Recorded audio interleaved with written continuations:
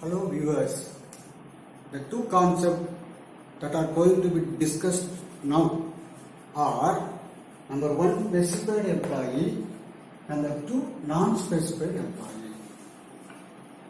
We know the gross salary and taxable salary includes basic salary, allowances and perquisite. Here there is a question of specified employee and non-specified employee arise. In the case of perquisites, we know the perquisites are valued and included in gross salary. The taxable perquisites are divided into two types. As one type, taxable for all employees, another type, taxable only for specified employees. So here the concept of specified employee arises. What is the meaning of a specified employee? Here our assessee being an employee will be considered as a specified employee for the purpose of computation of taxable salary in certain circumstances. The Income Tax Act 1961 under section 17(2) subsection 3 lays down the provisions for the determination of the status of specified employee.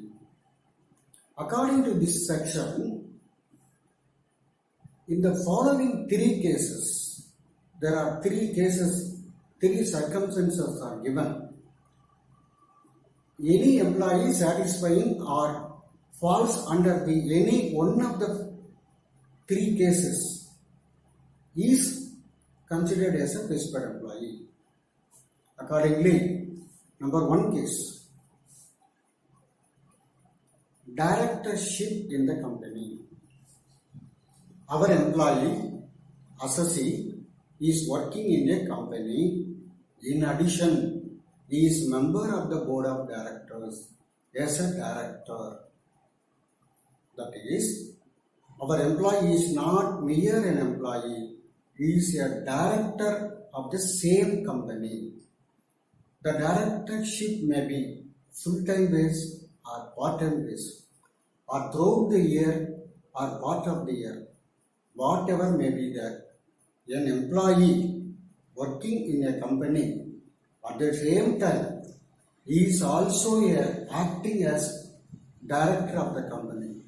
In such case, he is considered as a specified employee for the purpose of valuation of perquisites. Number two case, beneficial ownership or substantial interest. When the employee working in a company at the same time he holds shareholdings, particularly he holds not less than 20% of the share capital or voting rights of the company. That is, our assessee is not a mere employee, he is also shareholder. That too, holding not less than 20% of equity shares of the company. Technically, it is called as 20% of voting rights. Such a case, our employee will be considered as specified employee for the purpose of valuation of perquisites. In the third case, suppose our assessee is not a director. Suppose our assessee is not a shareholder having substantial interest in the company. Since he can be considered as a specified employee, suppose his taxable cash salary exceed rupees 50,000 during the previous year. Here, what is the meaning of cash salary? This is monetary salary. That is basic salary, commission, bonus and other things, plus all taxable allowances, all taxable perquisites, except employer contribution to provident fund and minus deductions under section 16, that is standard deduction, deduction for entertainment allowance, then deduction for professional tax. Considering this format, the resultant value is called as cash salary or monetary salary. This salary exceeds rupees 50,000 for a particular year.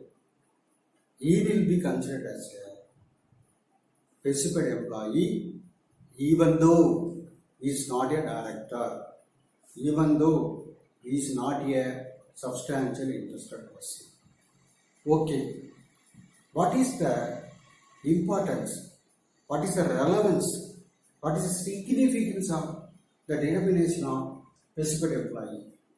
As already told, the perquisites are classified in such manner only certain perquisites are taxable only in the hands of specified employees. For example, perquisite of motor car, perquisite of domestic servant such as sweeper, watchman, guardian, gardener, assistant, etc. The perquisite in the nature of educational facility, the perquisite of gas, electricity and water facilities.